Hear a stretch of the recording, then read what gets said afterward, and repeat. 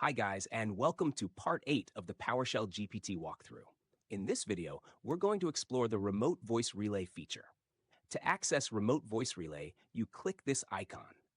Any text entered here is treated as if it were a spoken command. If the text entered matches any saved JavaScript, PowerShell, or any saved prompts, then they'll be executed. If not, the text will be forwarded to the AI model.